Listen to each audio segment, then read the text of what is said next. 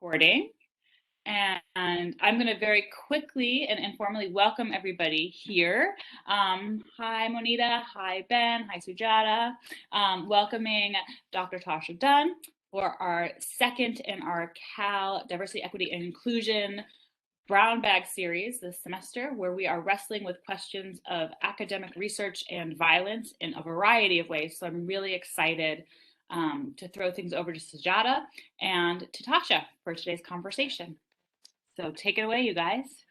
Thanks, Ali. I'm so delighted to introduce Tasha. We have, unfortunately, because of the pandemic, we haven't met in person, but we have met several times over Zoom and WebEx, and I'm really excited that she is talking today. So a formal introduction, Tasha, Dr. Dunn is an assistant professor in the Department of Communication. Her research, her very interesting research, addresses the complex and increasingly interwoven relationship between media and life, and she focuses on social media, interpersonal relationships, critical cultural studies, qualitative inquiry, whiteness, class, and gender. So clearly very relevant to the series that we are undertaking. Her writing can be found in a variety of scholarly publications, including Communication and Critical Cultural Studies, the Journal of Social Media in Society, the International Review of Qualitative Research, the Journal of Autoethnography, and others. She's also the author of a book published by Routledge in 2019, an award-winning book called Talking White Trash, a book that documents the relationship between mediated representations and lived experiences of white working class people. And apart from her research, Tasha is deeply committed to civic engagement and strives to teach and serve in ways that foster positive social change within the classroom, the discipline of communication, as well as beyond the academy.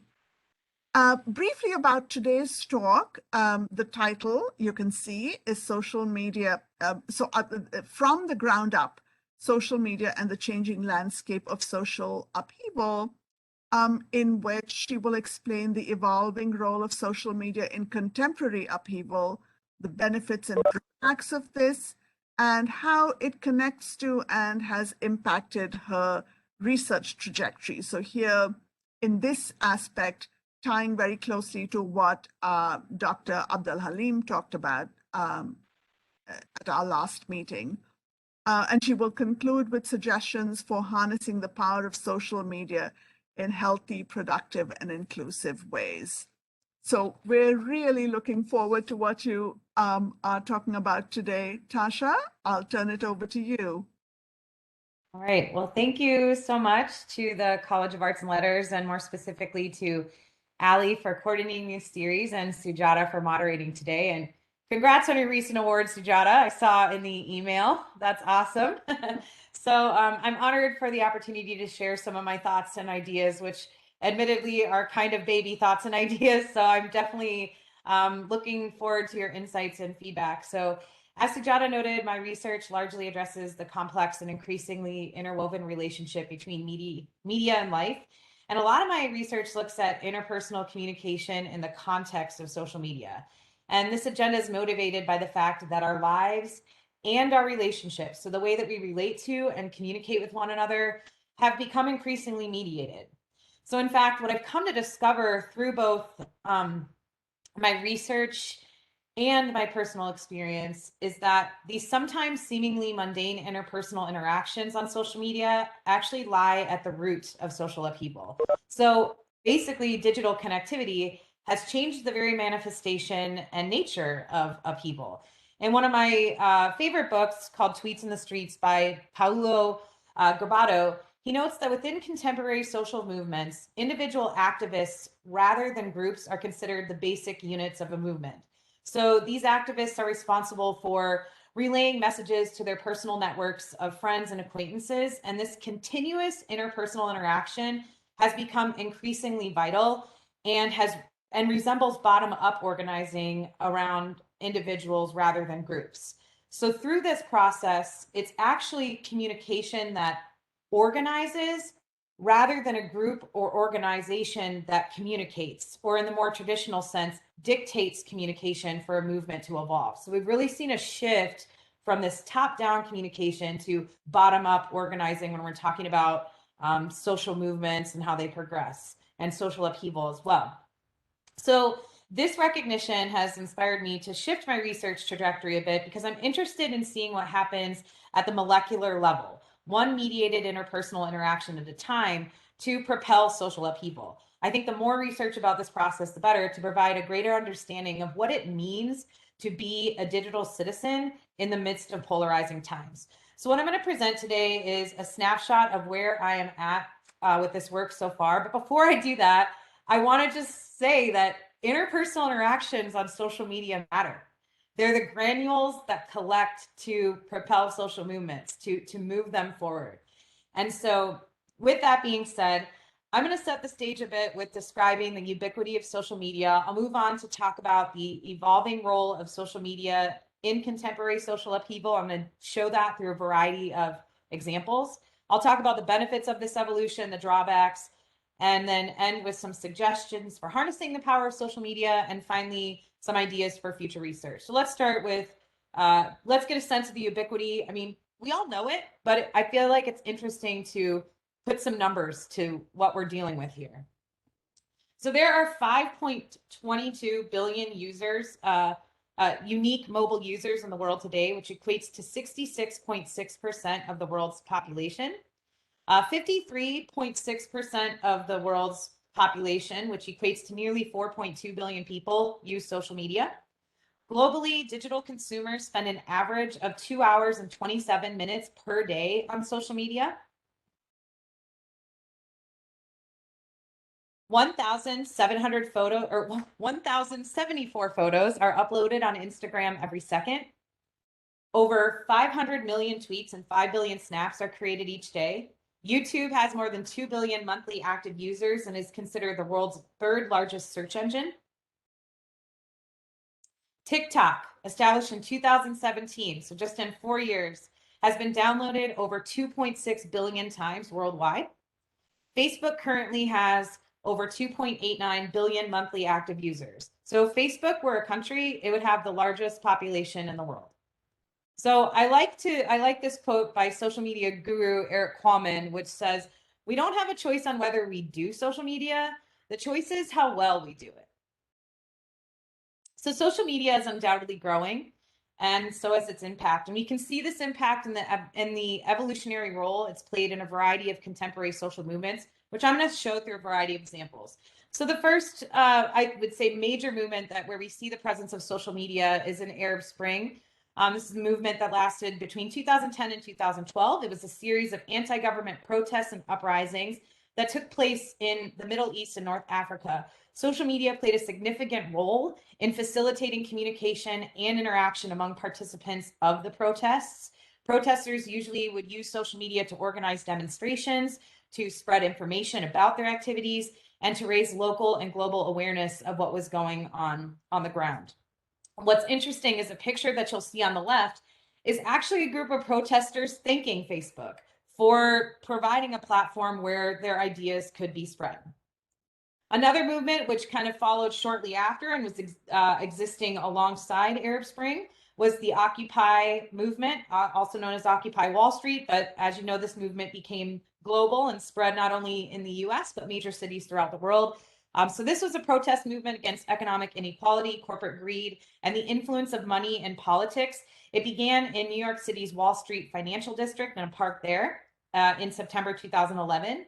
And thanks to social media, specifically Twitter and Facebook, crowds were able to connect and gather to occupy various cities throughout the United States and eventually the world. And so what you'll see, I put two pictures here, and these were actually taken in New York during the kind of initial Occupy movement, or during the initial occupations.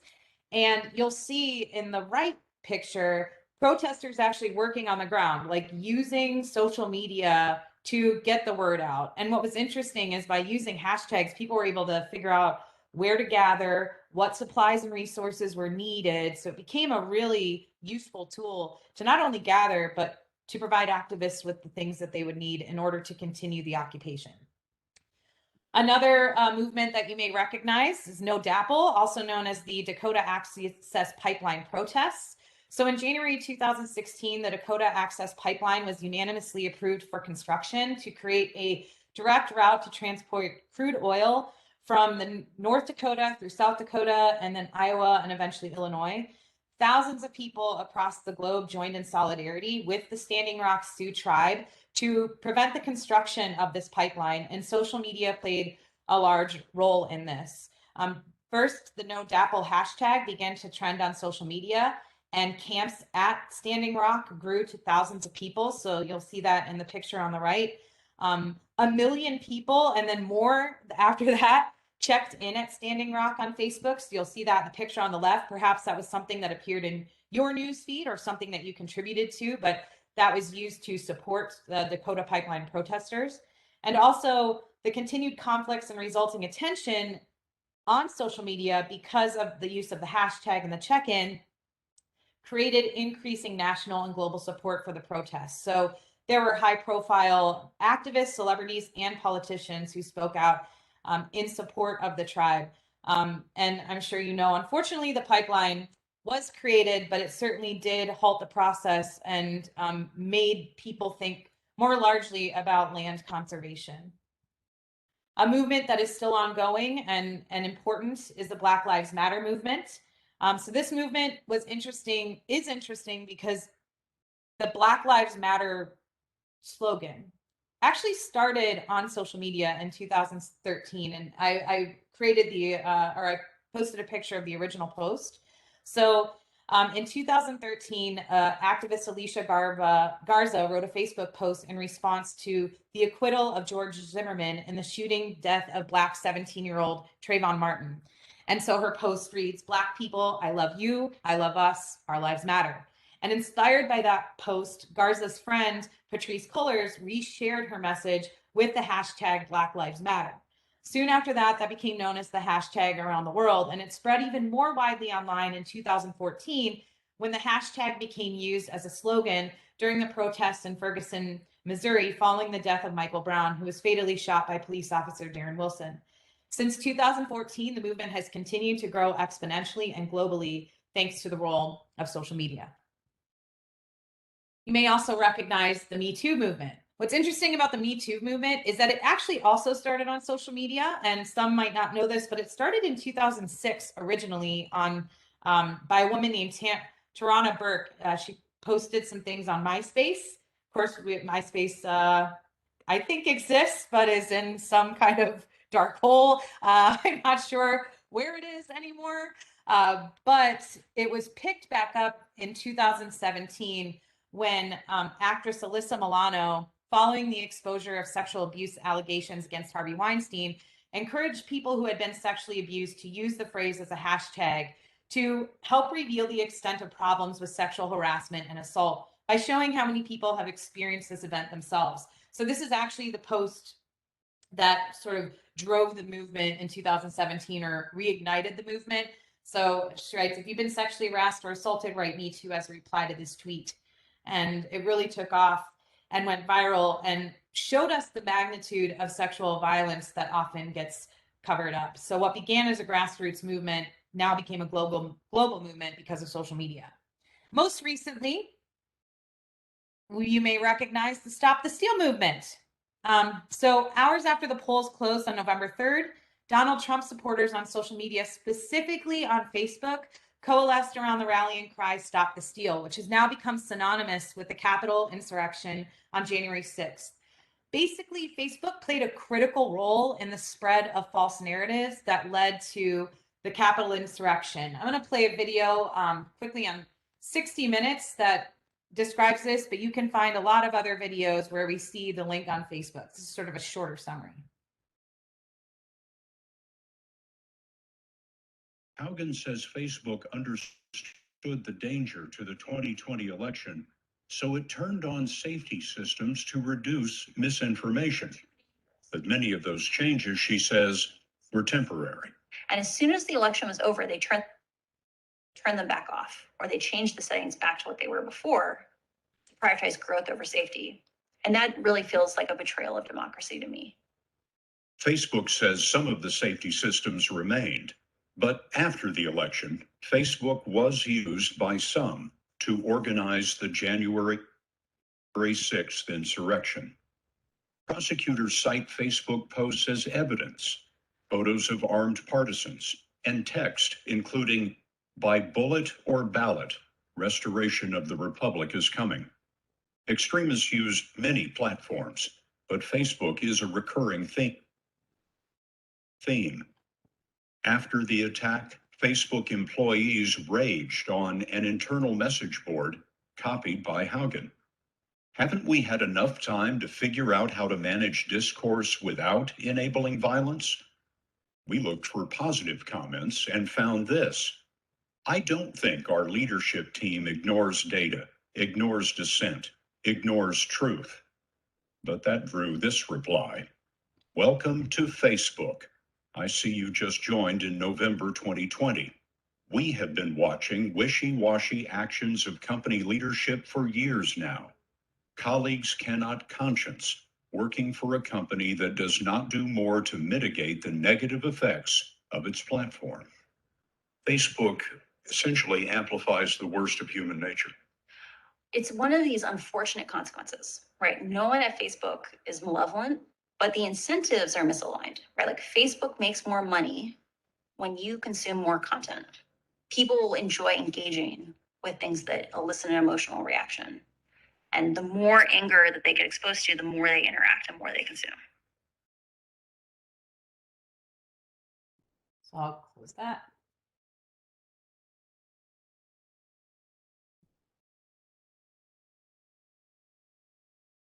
Sorry, my computer's delayed for some reason here. Can you all hear me okay? Okay. Apparently that video did a number. I'm not sure. All right. Okay. I'll get to the slide I want to be at. All right. Okay. Apologies for that little hiccup there. So as you can see in the examples that I shared, social media has fundamentally altered the capacities of movements and social upheaval in general. And I think that this change has both benefits and drawbacks, which I'm going to discuss. So first, the benefits. I think one of the major benefits is that social media provides highly visible platforms for us to raise awareness. I mean, we have another stage to vocalize our ideas and opinions. We can not only craft narratives that we believe in, but amplify them. And I think that this has huge democratic potential that we shouldn't forget. Next, it fosters activist communities. So social media enables like-minded people to connect. And I think that these connections can lead to mobilization that can have real-world impact, which there's a lot of promise, I think, in this process. Next, it can be a conduit for the social justice of marginalized groups. Social media has played an instrumental role in fighting for equality and justice today. There are several examples where we see this. First, the sharing of oppressive acts like police brutality, which we witnessed with the 2020 murder of George Floyd, that exponentially fueled the Black Lives Matter movement and brought millions of people to the streets to express a desire for racial justice. And so I show this, hopefully it will appear shortly. I have this symbol here with, the hand holding a phone, because that's really one way that activists can get the word out, is by sharing oppressive acts that they're seeing on the ground. And that has power. Next, hashtag activism. That creates not only a sense of community, but also a counterpublic where voices that are marginalized and excluded from elite media spaces can be heard and found. And that spurs powerful connections that can have an influence. And finally, the sharing of resources. So I've got a link here to protest guides, which are shared over things like Instagram and Twitter that are generated from years of activist experience. So these resources not only aid activists in their pursuit of social justice, but they also help to form a sense of community. So I think it's kind of a hub for resources, which can be really great. Another benefit is that it enables movements to grow dramatically and rapidly. So there's no need to spend months putting together a single rally when a hashtag can be used to summon protesters on the streets, which we saw with things like the Occupy movement. So and what I find interesting is that each platform tends to serve a very unique purpose. So for example, contemporary activists will use Facebook to recruit and train and prepare people for political action on the streets. So Facebook kind of becomes like the recruiting and training tool or mechanism. And then Twitter can be attracted to activists as a means to convey minute-to-minute updates about events that are taking place on the ground. So-and-so is hurt. These people need water. We need more signs. We need these certain supplies. So Twitter can be really useful for kind of, I would say, like a central hub when you're on the ground. So each of these tools or platforms can serve a different purpose.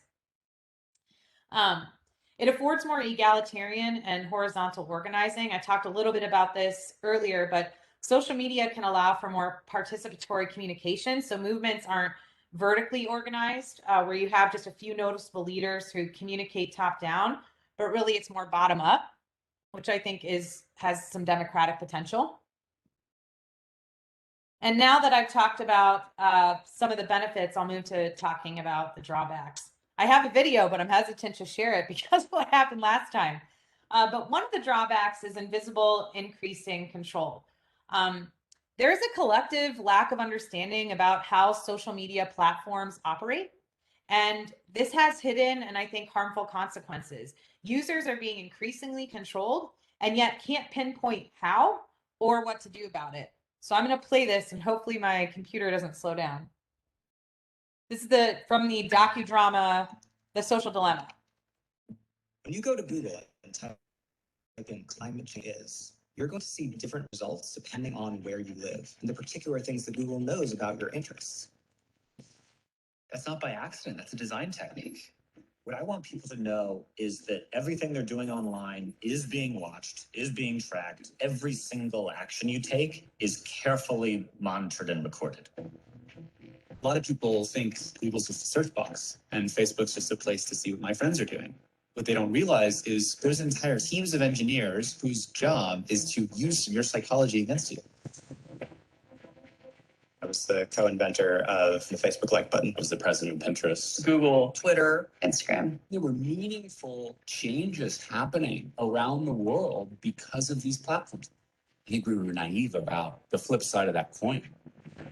We get rewarded by hearts, likes, thumbs up, and we conflate that with value and we conflate it with truth. The whole generation is more anxious, more depressed. I always felt like fundamentally it was a force for good.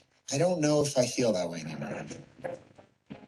Facebook discovered that they were able to affect real world behavior and emotions without ever triggering the user's awareness.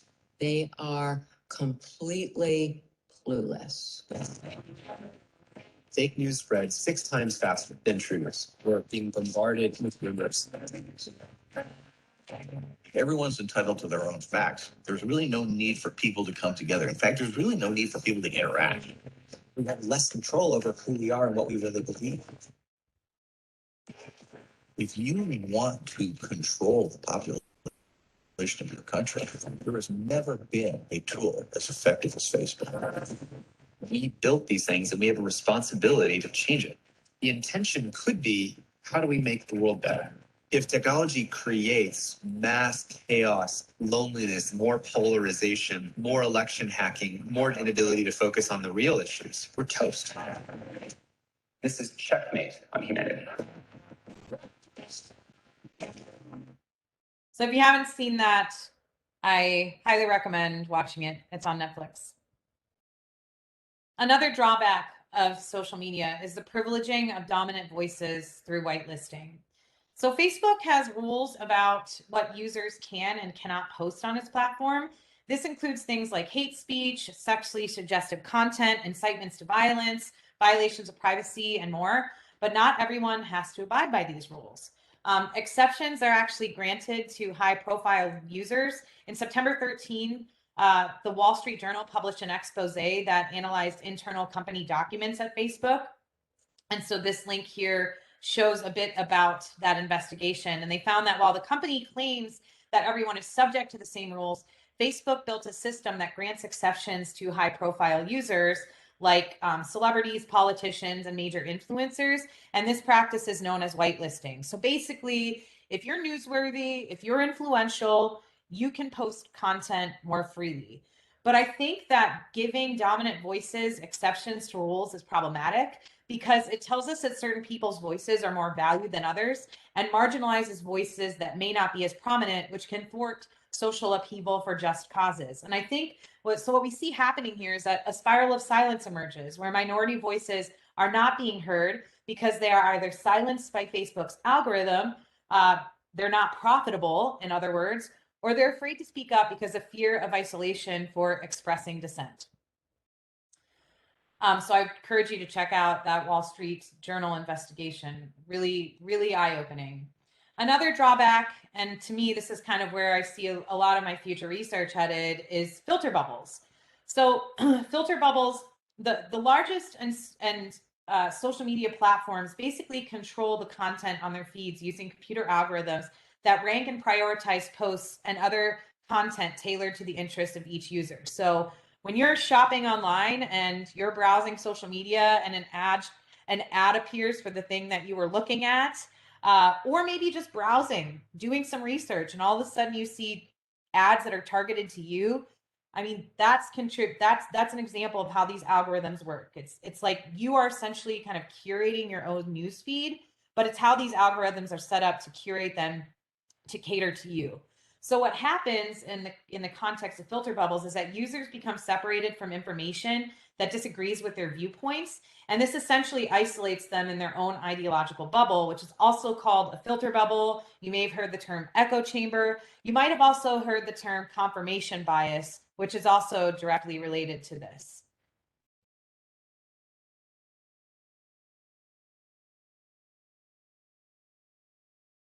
So here is an example of how these work. When you go to a website, you may think you're getting the same content as everyone else, but almost anywhere you go online, algorithms will keep track of what you like to click on. Those algorithms will give you content based on what they think you like, and they will continue to do so until they're mainly showing you content you'll likely consume. When you first think about algorithms personalizing and curating your online experience, it can sound like a good thing. There is so much information online, and even if you had all the time in the world, you still couldn't consume it all. Each of us has specific interests, so why not focus on content we'll probably like? The problem is that these algorithms can put you in something called a filter bubble, a term coined by internet activist Eli Pariser. Being in a filter bubble means that algorithms have isolated you from info and perspectives that you haven't already expressed an interest in, meaning you may miss out on important information. For instance, a social media site may hide posts from friends with different viewpoints, or a news site may display articles that it thinks you'll agree with. You may not even realize you're in a filter bubble because these algorithms don't ask for your permission, tell you when they're active, or say what they're keeping from you. In fact, they've become a part of the internet as a whole, and if you want to go online, avoiding them is almost impossible.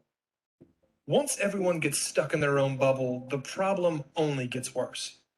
If everyone is confident they're getting the full story on a current event when they're really only getting part of it, no one can make an educated judgment, and it becomes difficult to have a meaningful discussion about the facts. This is why filter bubbles contribute to a lack of understanding and an unwillingness to consider opposing viewpoints and unfavorable info. So how do we deal with these algorithms, especially since they're so common? And how do we make sure we're hearing other viewpoints when we don't even know what we're missing? Companies like Google and Facebook are working on the problem, but for now, there is no definitive solution. Until then, keep filter bubbles in mind as you browse the internet, and try to seek out new sources and perspectives. Hopefully then, you'll be able to take back some control of your online experience. So related to filter bubbles is political polarization. Now, I want to say I'm not blaming social media for political polarization. That was growing in the US long before social media, thanks to the realignment of political party membership, the rise of hyper-partisan media, radio, and cable TV outlets. But while social media is not the root cause of political polarization, it definitely exacerbates it. And this is because Facebook's content ranking algorithm, which was described in the previous video, limits users' exposure to news outlets and posts that offer viewpoints contrary to their own. So you might have heard the term like red media and blue media. That's actually appearing on your news feeds as well. And this creates an echo chamber that can increase polarization. What's interesting is that social media companies don't seek to boost user engagement because they want to intensify polarization. That's not their goal. It's not like people are, sitting behind they're not like wizards sitting behind the curtain saying, how can I antagonize this? How can I make it worse? But what they are concerned about is the amount of time that users spend on a platform, liking, sharing, retweeting, because time and attention is money.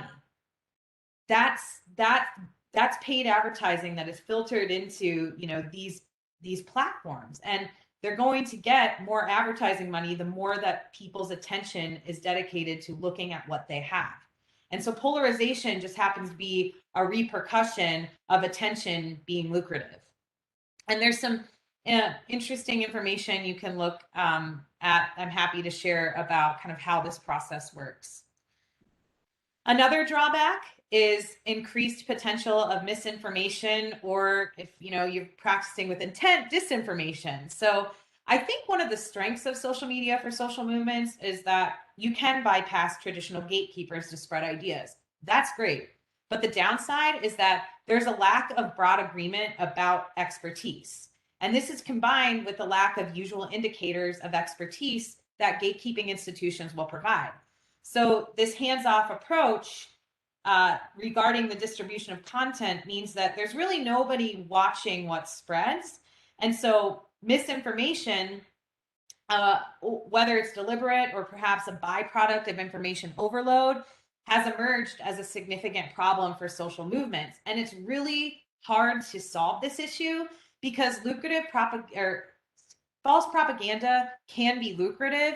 And also there's a chronic underinvestment in moderation efforts. So for example, Facebook has hired like an army of content moderators, but they aren't capable of fully processing the torrent of user-generated content. Now, there has been artificial intelligence that has helped with this process, but in the example that I talked about with whitelisting earlier, that process definitely has some flaws. So one of the byproducts of the lack of gatekeeping is that hate, harassment, and counter movements thrive online.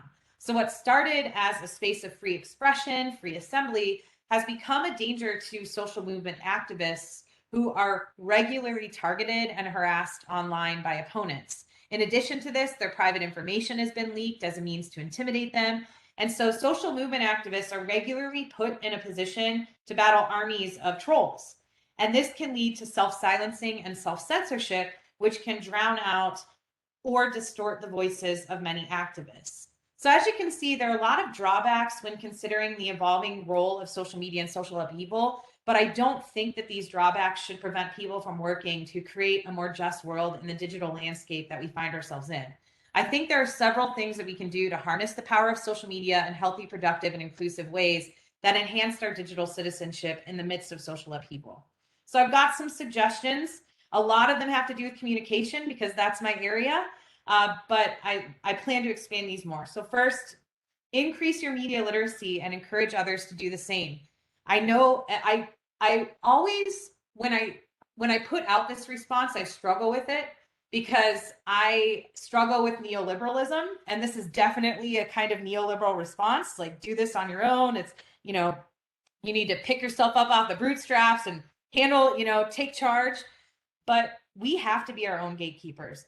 We do. I don't think we can trust these platforms to gatekeep for us. And we need to think conscientiously about where we get our news and our information.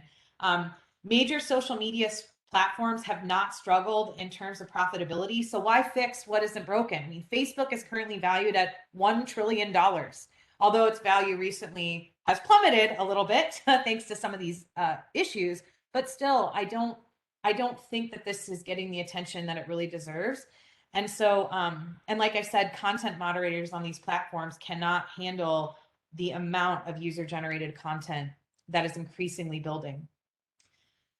Next, don't become a victim of the spiral of silence. I know that's easy, but it's important to try to leverage the platforms that you are on and speak truth to power. But you want to just speak carefully. And I think that there are a couple of ways to do that. I've got a little bit of sarcasm here, so warning in advance, I'm a pretty sarcastic person, but try not to offend anyone with your content. And I say that with the recognition of this meme. Your social media post totally changed my mind on this controversial issue. Said no one ever. I mean, when has your mind been changed by something that somebody posted? Perhaps your ideas or your views have been bolstered, but maybe if your mind has been changed or shifted a little bit, I highly doubt it was because something that someone posted was offensive to you. That doesn't get anybody anywhere. It doesn't, at that point, you're talking at people rather than talking with them. That's not conducive to getting people aligned with your ideas and your viewpoints. So be careful with the kind of content that you're posting. Thoroughly read and review content before you share it. Make sure it's credible. It's not ideal. Obviously, you're going to hurt your credibility if you lead followers to a spam page with false or misleading content. So double, triple check. Ask people who you know to double and triple check their content. Be hyper vigilant about privacy. I say this with, I guess, an extra kind of caution. I used to work in radio prior to pursuing my PhD, when really radio was becoming increasingly digitized. So we were creating streaming platforms, we were creating online advertisements. And I remember sitting in meetings where we would literally count the clicks that people would give on, count the clicks of an ad, and then look at the amount of time that individual users were spending on these websites that they would click to. And that is what enabled us to sell our products. So every click is tracked. Everything that you are doing on social media is tracked. So click carefully and click with intention. Also, post with a recognition that you have reduced control of the information that you share and are exposed to. You don't know where it will go. So try to be careful about what you're offering to the world. And with that, think carefully about the information that you give off, even in a simple photo of people around you. I was actually watching a show the other day where somebody was able to find an address of where a person lived because they zoomed in on a magazine cover that happened to be in the photo. I mean, you never know what kind of information you're giving off, which of course enables people to track you and so on and so forth. This one I think is really important. Protect your mental health. Numerous studies, including ones I've been a part of myself, have found that the more time that you spend on social media, the more prone to depression, anxiety, and other mental health issues. It's easy to get bogged down, so do what you need to protect yourself. This is an interesting situation for me as a professor of social media, because I'm sometimes teaching about something that I know is terribly problematic, but I don't hide that from my students. We talk about it, we engage it. It is true that the more time that you spend, the more that struggles with mental health that you are likely to encounter. So be careful about that. Don't talk down to people, talk with them. People don't want unsolicited advice, and this kind of top-down hierarchical approach isn't conducive to enacting social change. Think before you post. Never post when you're overly tired, jet-lagged, intoxicated, angry, or upset. I'm sure, hopefully you haven't done this, but I'm sure you have easily found others who have. And my last kind of point, and then I'll talk a little bit about future research, but get outside of and don't be trapped by filter bubbles. Pop those filter bubbles. Keep them in mind when browsing social media and connecting, as well as contributing to various causes. There are a lot of things that you can do to pop these bubbles. So first, seek alternative media outlets that extend, challenge, and emphasize your beliefs. Don't get your news from social media. I guarantee if you ask your students in class how many of you get your news from social media, like 7/8 of them will raise their hand. So try to encourage them to seek alternative media outlets, use ad blocking browser extensions, use incognito browsing, delete search history, stay logged out if possible, delete or block browser cookies. This one's interesting, is switch your newsfeed on Facebook to chronological. I've got a video here. I'm going to post it. I can't see the chat, but I'll post it when I can see the chat. But it's actually a way to switch your newsfeed to chronological, because your newsfeed, the sort of what it will automatically be is dependent on the platform's algorithm. So what the platform thinks you're going to like.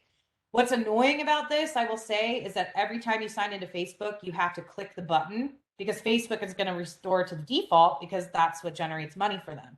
So you can change your algorithm. You can make it chronological, which is very easy, a little bit annoying, but totally worth it.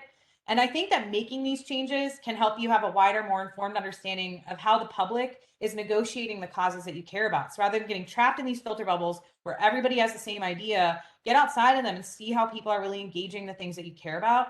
And I think that this enables you to better understand how people with differing perspectives in your personal and professional lives, how you can better understand those different perspectives. You can have more healthy interpersonal interactions with them, which leads me to this final kind of quick part here is, what I've shared is by no means an exhaustive list of, what to do, how to harness the power of social media. But as I move forward with this work, I want to continue to add to it. So I ended with the point about filter bubbles, because this is a direction where I see my future research headed, as I'm curious how filter bubbles impact our interpersonal interactions, both mediated and face-to-face, and what this means for social movements and social upheaval. So I think I plan to use a variety of methods. I'm a multi-method kind of person. So interviews, virtual ethnography, and textual analysis of social media content to find answers to questions like, how, if at all, do filter bubbles impact our interactions with colleagues, with family members, with friends? I think that the isolation that we've experienced during the pandemic has prompted many of us to reevaluate our interpersonal relationships. Anecdotally, and I'm curious how these bubbles have had an impact, especially because during these intense periods of isolation, which we experienced at the onset of the pandemic, we were really trapped in some serious filter bubbles, like going online, connecting to people. I'm curious how this plays out. Anecdotally, I've heard a lot of stories, a lot of issues from students and friends about, how these filter bubbles have impacted their interpersonal relationships. But I wonder what exists beyond the anecdotes. Do these bubbles and the interpersonal interactions we have within them help or hinder social movements? In what ways do these interactions contribute to social upheaval?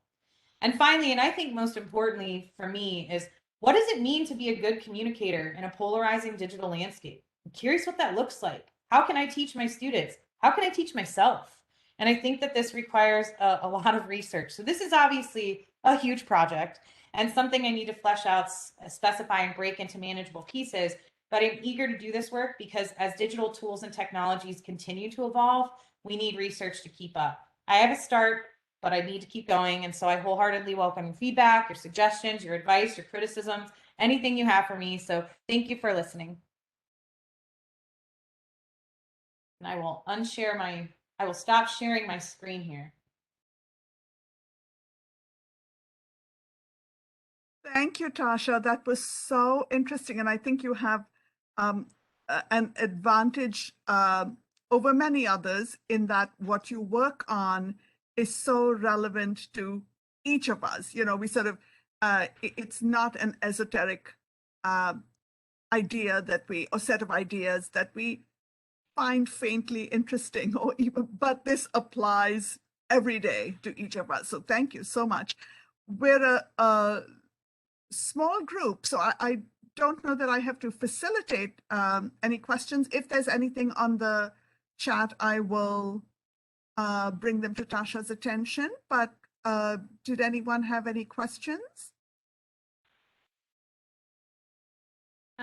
This is Allie. I have a lot of questions.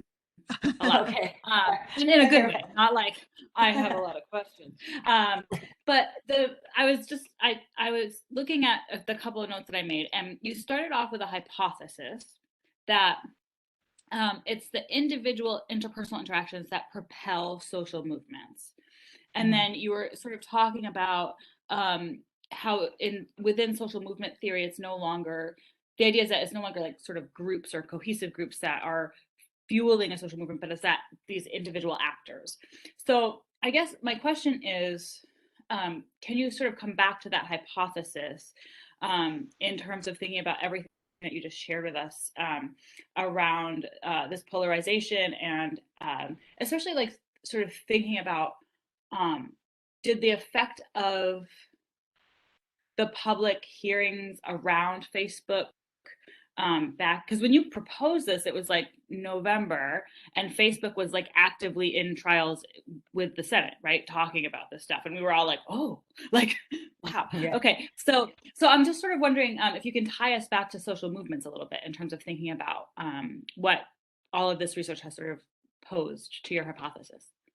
Yeah, I mean, I think that's kind of what I want to figure out, you know, that's sort of what the research for me is about. I mean, I think that a lot of times we think so macro about these movements and tend to, you know, not see kind of at the granular level like what's going on, like how are people sharing information, what are they sharing, how are people engaging that information. I mean, we all have seen ideological battles on social media. I mean, it's like, get out your popcorn and let's do this, you know. It's interesting to me, and I think that what I've seen, and again, this is just sort of what I've seen anecdotally, but people get worked up. It fuels them, you know, if they see an argument or if they are, if they are in part of that argument on social media, and it makes them want to do more, or it makes them want to, for example, just completely cut off people. You know, like I don't want to follow these people because they have different viewpoints than I do. And I think that this incites a lot of, I think this brings a lot of energy to potential movements. Like I think that there's things going on kind of beneath the surface that I want to look at that granular level, if that makes sense. So it definitely is a hypothesis, but I would say comfortably, anecdotally, that hypothesis has definitely been supported. I just want to know more about what that looks like and find some kind of common patterns that are emerging.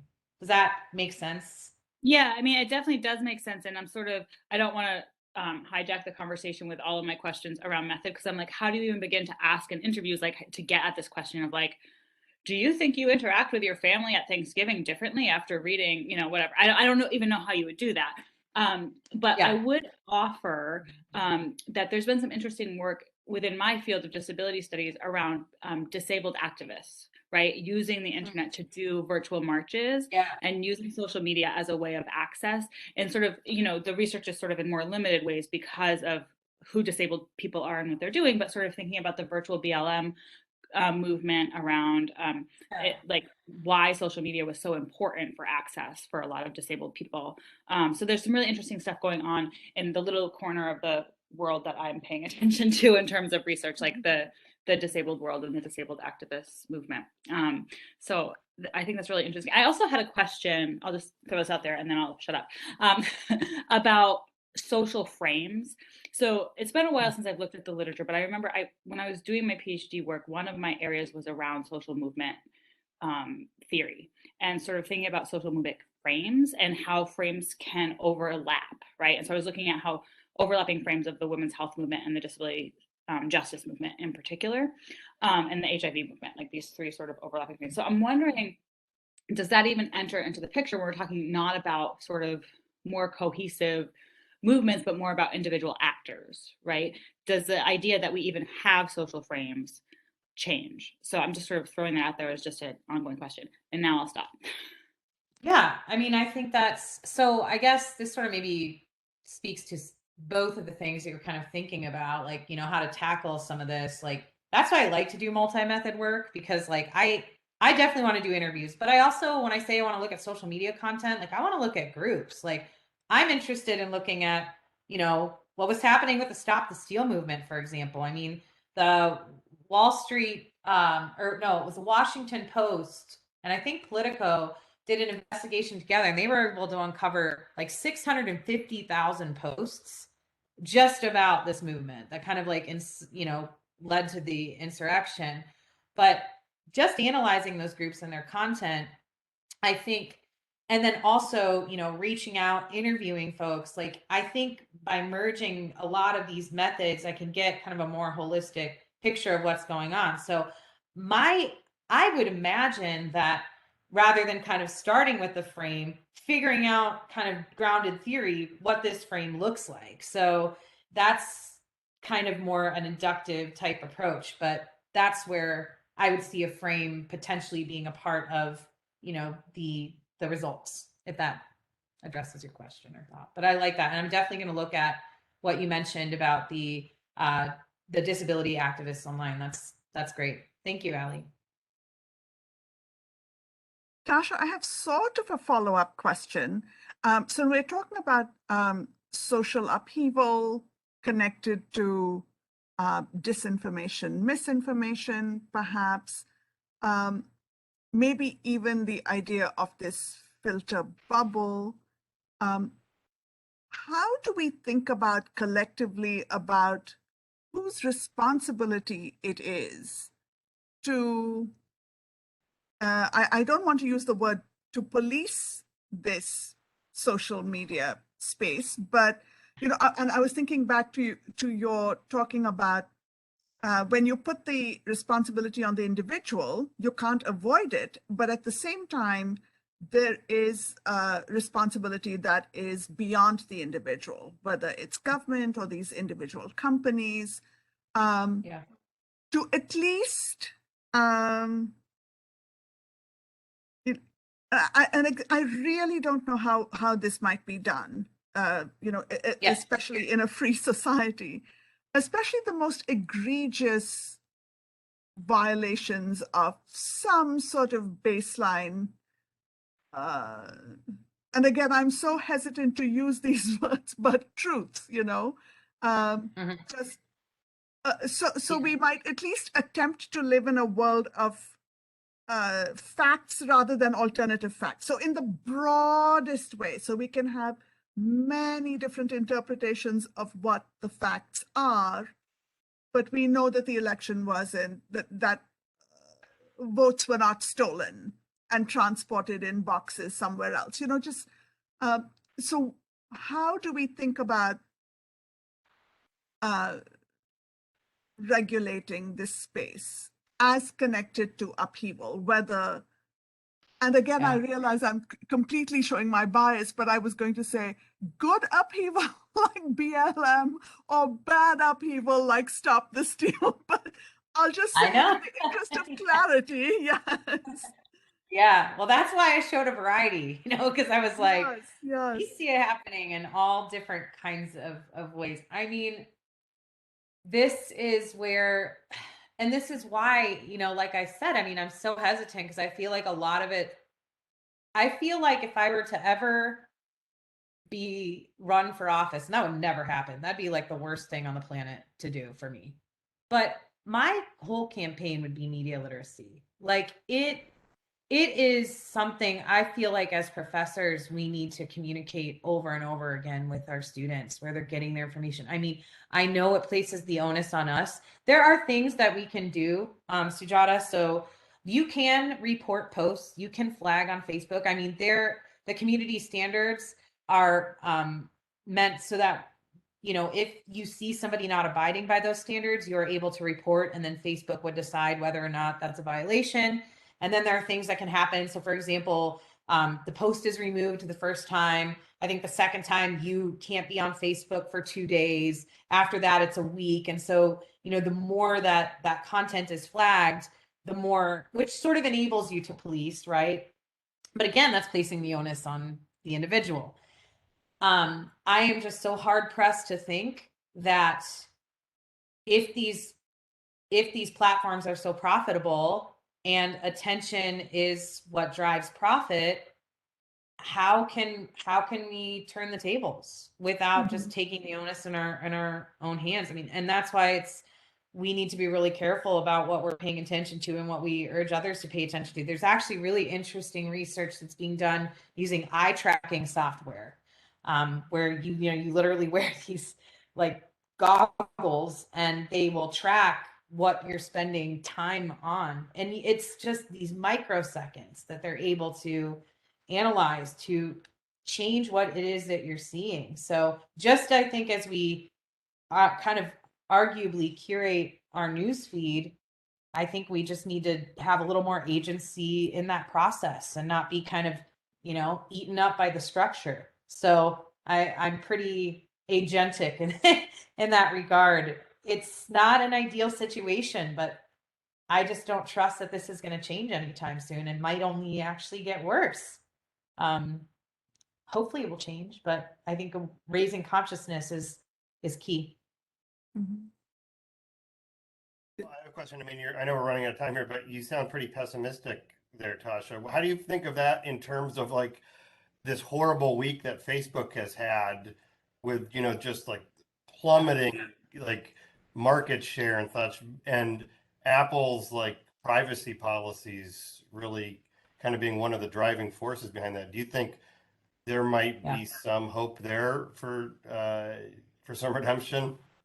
A little bit, but if we look over time, right? Like the patterns that we see of platforms that have emerged and then dissolved, it's often because of the same thing. Like, oh, it got infiltrated with ads, the content wasn't interesting. And so when one gets replaced, another platform emerges. I mean, TikTok is becoming like the new thing, right? It's how people now find their information. I can't tell you how many of my students are like, they'll tell me something like, oh, I learned it on TikTok, right? Like, so I just, you know, as one platform dissolves and is attacked, another one will emerge. And if attention continues to be what drives profit, I don't know I don't know what to do apart from just increasing media literacy. Mhm. I'm such a naysayer, but you know, when you get deeply embedded in this, I think you can't help but be sometimes. No, I think that's really true. Sorry, go ahead, Ben. Was it Dwight? Dwight, go It was ahead. me. You could go ahead. I'll go after you. No, no, no, no. No, no. Okay, thank you. I was just going to inject with a couple quick, one thought and one question real quick, because I know we're running out of time. The thought is regarding your future research and the impact of these bubbles on people's personal relationships. I'd like to look at trust. I think that might be an interesting point. There's a lot of discussion about how we can't agree with each other, but it seems like we also can't trust each other, and that may be bleeding into our interpersonal relationships, even within families. Decline of trust precedes social media. It's been going on for 40, 50 years now, according to the data, but it seems to have sped up now. So that was my thought. My question was regarding the benefits of social media. I really liked how you laid it out and showed a division of labor between Facebook and Twitter. And it looks like most of the benefits are related to getting the word out, awareness building, and some logistics. I was wondering if there are any benefits related to civil disobedience. So, for example, during the civil rights movement, they overloaded the jails and they boycotted the buses. They did things that actually disrupted daily life and made it uneasy and uncomfortable for the people in positions of power. And I know there's individual hacktivists who do things like stealing files or something, but I'm thinking more like a mass protest online. You know, maybe the GameStop buying and selling might be an example of that, but I'm kind of ignorant about this. Are there other examples? I mean, the insurrection, certainly, right? Which is not a good thing. But yeah, I mean, I could see that going both ways, right? That this kind of upheaval, this kind of civil disobedience being both productive, but also problematic. So I do think that it can be, maybe if, you know, moving forward, I consider it kind of both in some ways, you know, depending on like what is changing and is it changing for good or not. And yeah, that's absolutely something to consider. And we have to consider the progress that's being made, of which there's a lot, but sometimes not always, I think, in the best direction. Yeah, thank you for that, Dwight. Yep, thanks. Dwight, Thank you for the great. Dwight, this I was is just to say, great presentation. Go ahead, Ellen. as you're asking that question, I was actually just wondering, Tasha, what you would think about the Me Too movement and the recent settlements, right? So the UCal settlement that was what, $200 billion or something to plaintiffs yesterday that came out. Like, I wonder if that fits into this. I mean, it's such a, again, a neoliberal like response, right? Like, we're going to pay the 20 plus people who are survivors of assault, but I don't think that would have had the outcome it had there not been so much attention in the past 10 years, right? So I don't know if that fits. That's right. Yeah, that's a good point. I think I like this. I thank you. You all are putting sunshine in my, my like naysaying. So keep doing it. I'll take it. I'll take it all day. Yeah, that's a great.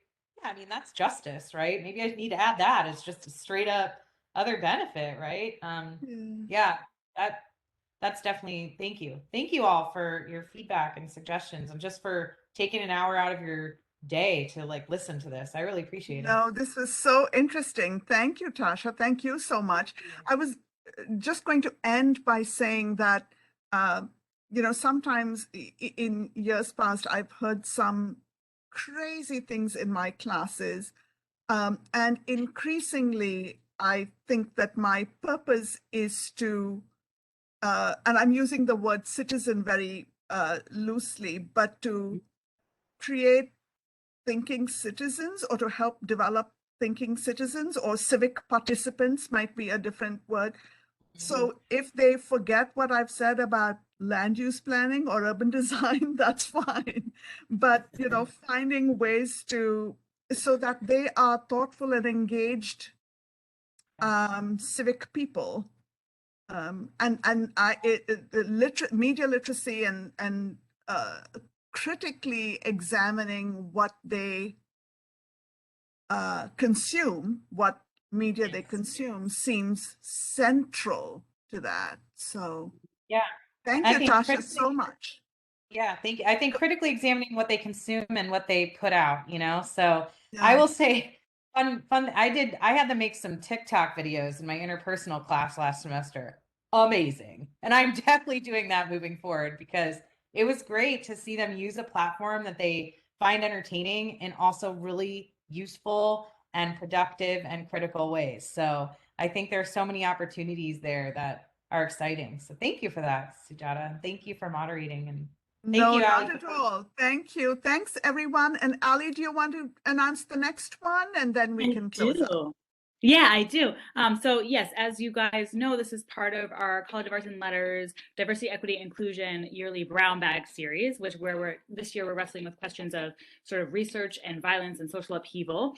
And I wanted to give a shout out to Asma Abdel Halim's last talk that we had, because she was talking about how folks in Sudan and young women activists in Sudan were using social media as well as being on the ground to sort of propel their democracy movement. And that's sort of ongoing and unfolding minute by minute, quite literally right now. So I wanted to let folks who might be watching this on the Cal YouTube channel, which is where it will be, that talk is also available if you want to go back and check that out.